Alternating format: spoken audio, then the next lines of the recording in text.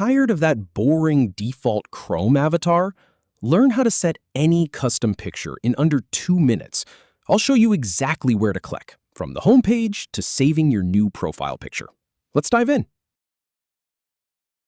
Start by navigating to the Chrome homepage.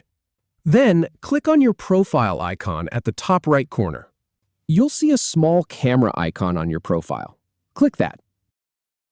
Browse illustrations and choose an avatar from the gallery. Or click Upload from Device to use your own picture. Select the image you want as your profile picture.